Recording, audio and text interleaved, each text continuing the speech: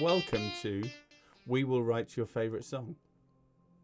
Whether or not we will write it, that remains to be seen, doesn't it? and whether or not it will be your favourite, yeah. they're two very big variables at this point. But at this moment, as we sit here, as we make a start to this whole project, our intention is wholeheartedly that we will write your favourite song. Yeah, so we've covered what this is. But when we say we will write, who are we? Who are we? Who are you? Hopefully you're our listeners and watchers. So who are we, Greg? I've given it away now. Give it away. This is Paul. Hi. Paul is a Gemini, and he grew up in Suffolk and likes to sing for people and does a lot of singing for people in various states, and has written stuff, none of which I've heard, apart from a very, very slight bit of instrumental that you played me when we were doing a sound check a couple of weeks ago. So that's me, and this is Greg. I'd like to call him my friend. I hope he doesn't mind that. But Greg is, well, manifold. A talented actor, I'd say director, a writer, a theatre maker, which is an awful term. That's a terrible term. Yeah. But it exists. And, of course, a songwriter as well, because he plays and sings both together, which is something that's far beyond me and I find very impressive. I thought you do play and sing. I play the fool.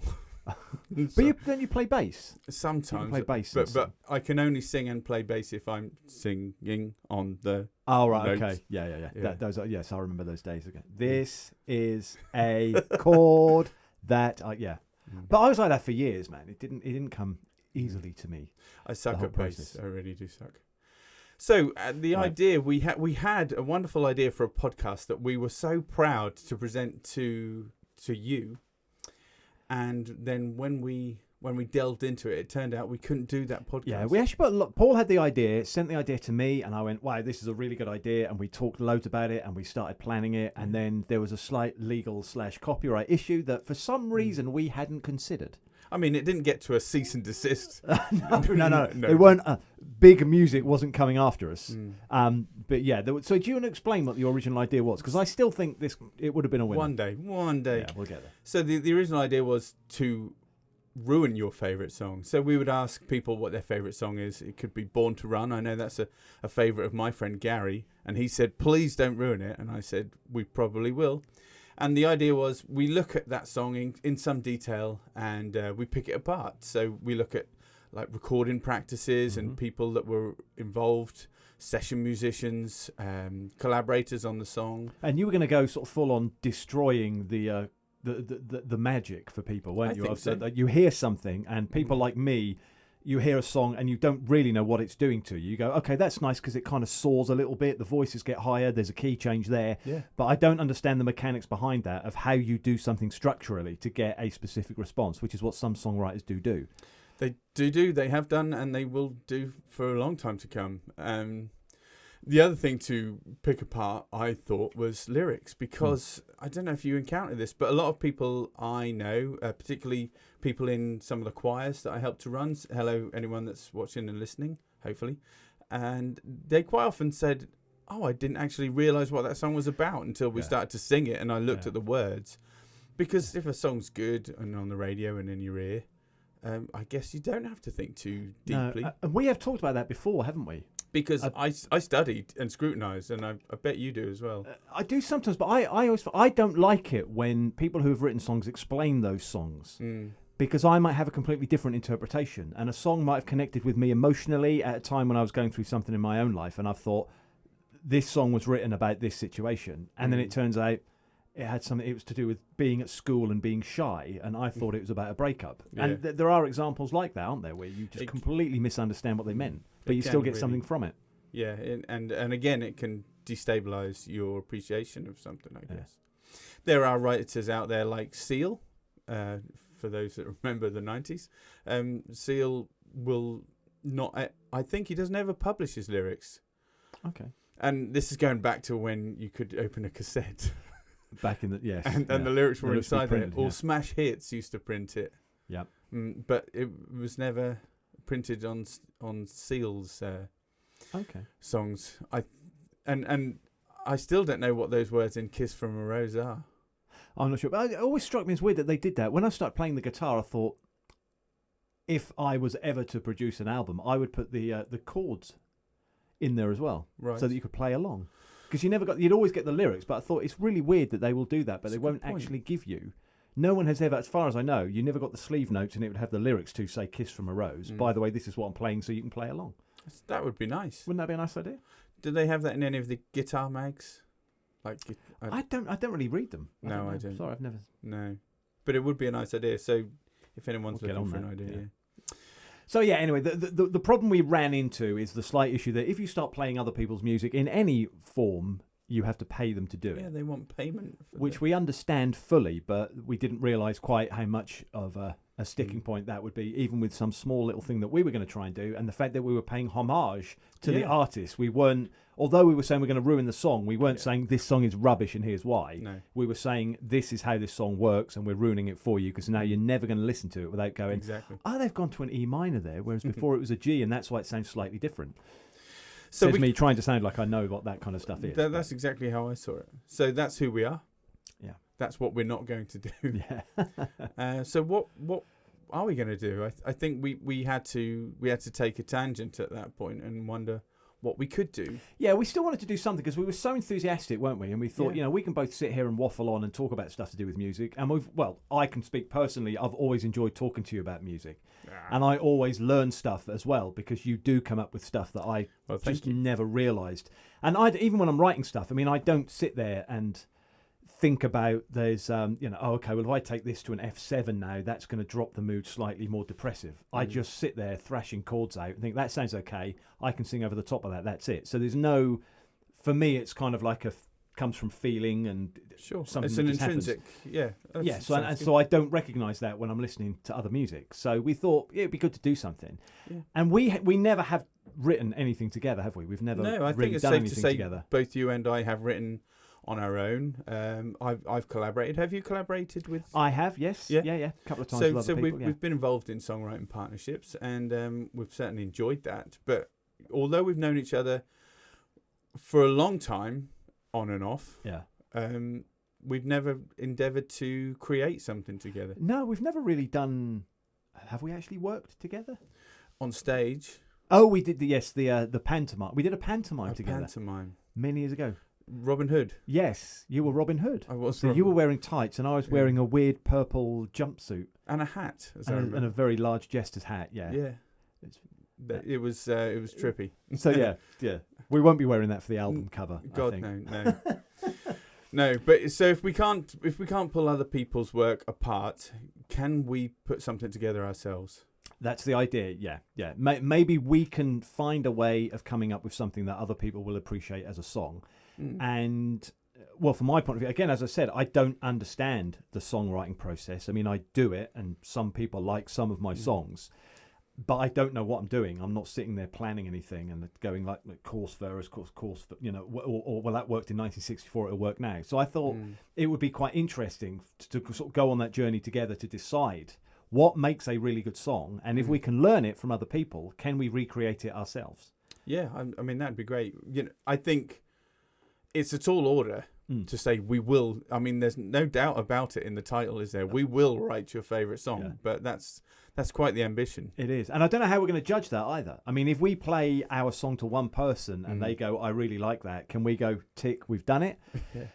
I mean, I don't know. Are we going to try and record it and get a certain number of listens on a platform? I That'd mean, this be is the thing. good. We're literally starting from today, aren't we? We haven't really thought about exactly what we're going to do with this, and See, that's interesting. You went straight to a record position yeah, rather than a live performance. It depends. I think a song that sometimes you hear live can completely change the dynamic you have with that song having been recorded sometimes. that's really because you're just getting the production values rather than the live emotion of it. Yeah. I mean, it's funny because if I listen to a song, and I usually listen on YouTube, I would tend to go for the original studio version Yeah. rather than a live version. Mm-hmm. I quite often listen with friends, one of which is Karen, who's the manager of this wonderful place called the Seagull Theatre, which they're supporting us. Very kindly, yes. Very giving us use kindly. of this studio. Yeah, this wonderful studio and the equipment. So thank you to Karen and the Seagull Theatre in Lowestoft. So if I listen with Karen, she says, which one should I put on? And I say, always the studio one. Always. Because I think my relationship with songs is reliant on it always being the same.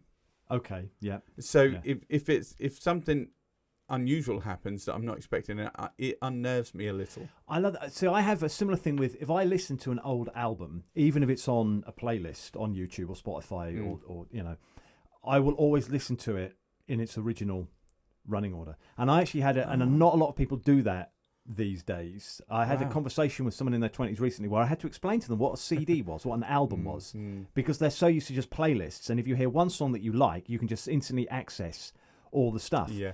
And I was saying, but in, for example, 1977, these were the songs they recorded, and they chose to put them in this order for you to listen to in that order. And I want to remain true to that and listen to it. So I don't mess around. But interestingly, from what you've just said, a lot of what I listen to is live stuff. Really? And whether that's because when I play stuff to people, it's just me playing it live. I've never recorded anything, and I just like hearing. Okay. Because that's how you replicate. I guess so. Yeah. I mean, that's quite a folky tradition, isn't it? I suppose so. Yeah. But going back, we were going to go back quite a lot to different things. 1977, of course, predating CDs, was even more difficult to skip to a different track in the album. Well, of course, because you just put the vinyl on and you sat there. Yeah. I mean, I don't know about you, but I will always scratch a good record. I have ruined many a vinyl and many a needle by doing just that. Yeah. Oh, I want to hear that one again. Clunk. Oops, I've dropped it.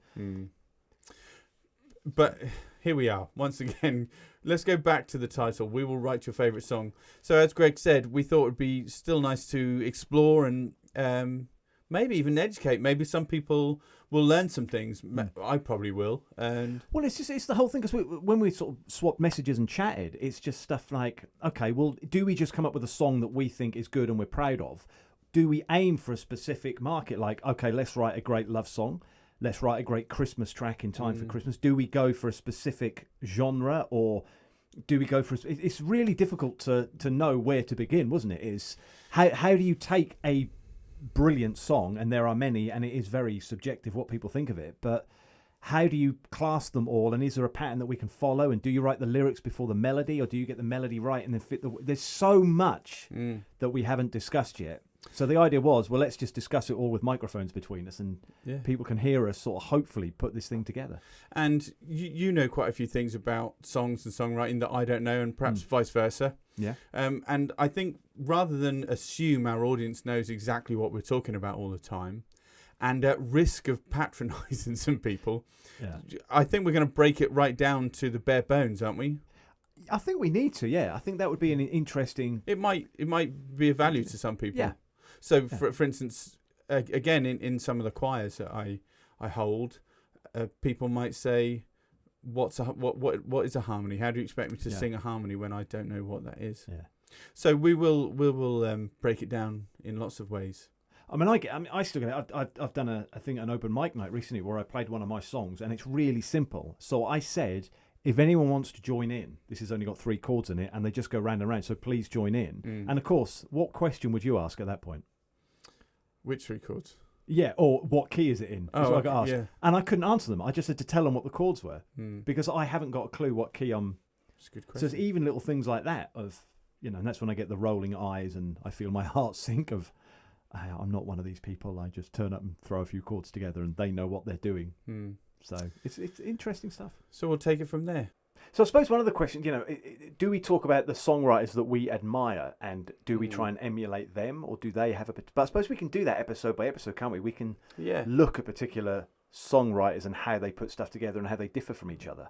I'd like to make really clear at this point, we said Greg and I have never written together. We certainly haven't, and we haven't begun that process yet. No. So you will see us either succeed or fail live. And I think we're prepared for that as well, aren't we? We're sort of getting ready for the fact that we are going to have to play stuff for each other and have the other person go, no. Yeah. Or, that's not working. That's not as good as you think it is. Or and that can be quite a brutal, vulnerable experience, really, I suppose. I think that does put off a lot of people from... I know a lot of people who've written stuff, not just songs, but have never shown it to anybody. Wow. And I think I was the same. I mean, I'd done sort of stand-up comedy, and I'd been in shows that I'd written.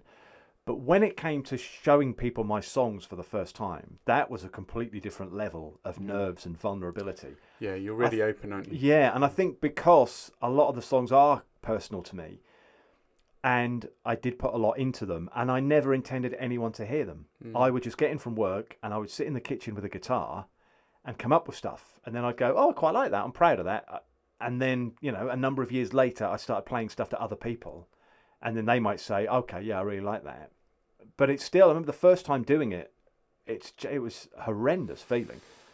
It's hard. And even still now, I mean, I did, as we're recording this, I did a song that I think is one of my best, and I don't have a great opinion of my songs at all. So let's just tamper down the expectations. But there is one I really am proud of, and I played it last night for only the second time. And even that, at the age of 53 and not really caring anymore, it was the heart rate was up, the stomach was in knots, my hands were shaking. You get that tightness in the throat of going, right, I've got to try and sing through this now. It is a very, it is a brave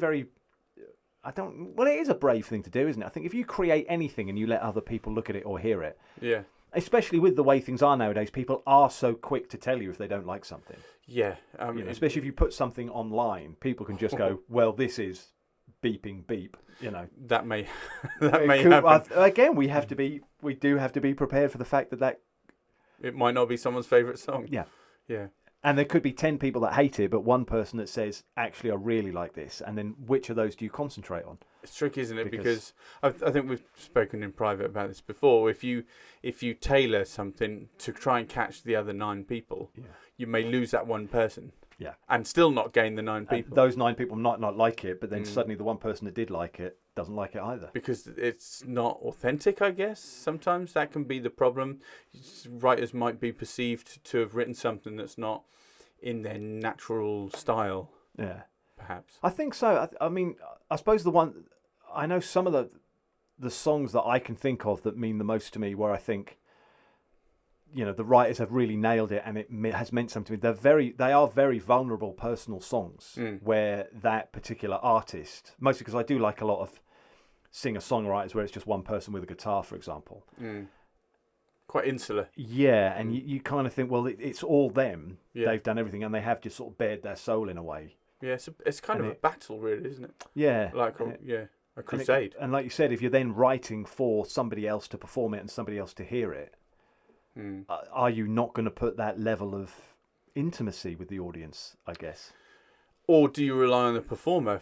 For instance, Elvis Presley, you may have heard of him. He doesn't. I mean, he doesn't release anything very much anymore. Hasn't done for a while. No. But he was never a writer. His name may appear on some writing credits, but not because he wrote any part of those songs. Right. Yeah. It was a bit of a business agreement with his manager, whereby if somebody wanted the biggest star of all time to record their song, i.e. Elvis Presley, then they had to cede some of the writing credit to Elvis falsely. Yeah. But then in a way, I guess, because he performed them, every time I hear an Elvis song, I never even think, but he didn't write this.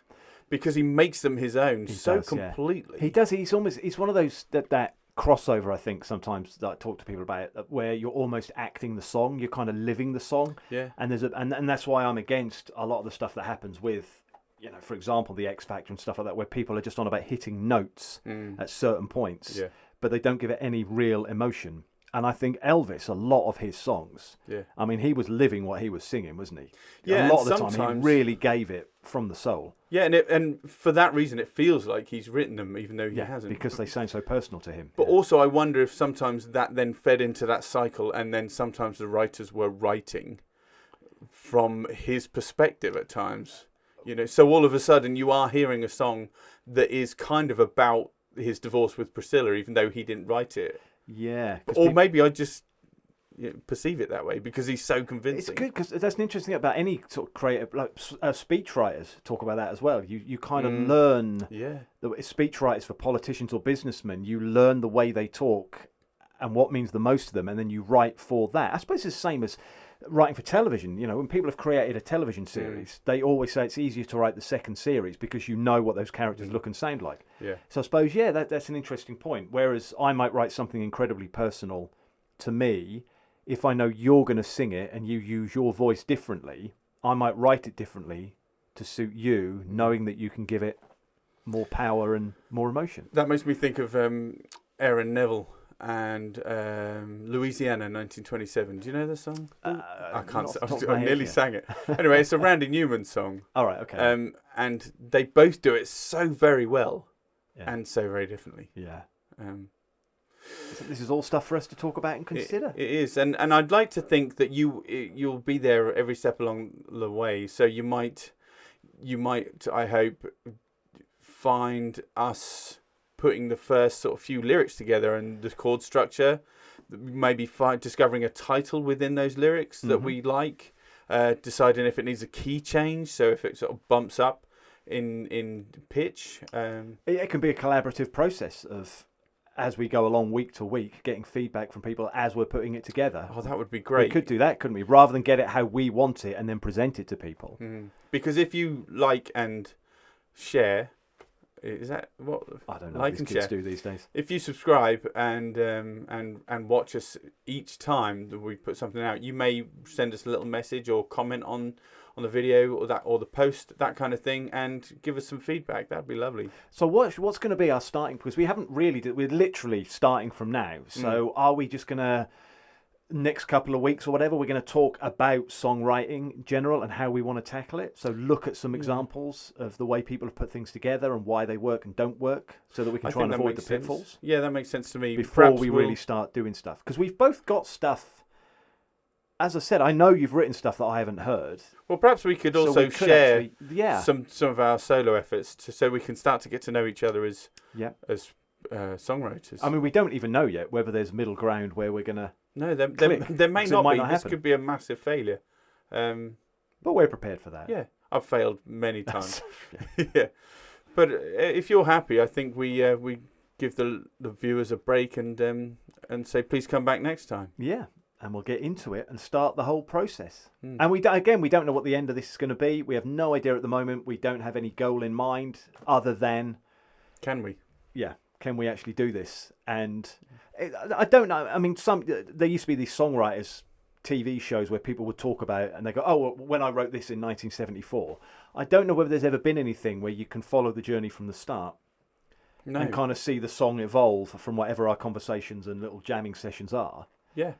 And if nothing else, we'll be providing that. Yeah, and hopefully we'll formulate it into something cohesive and full and complete. And if it's recorded, you may want to have a copy, or if it's performed live, you may be there. You may. Who knows? For the first public unveiling of the song. Yeah, which we'd be delighted to have you for the full journey. For We Will Write Your Favourite Song.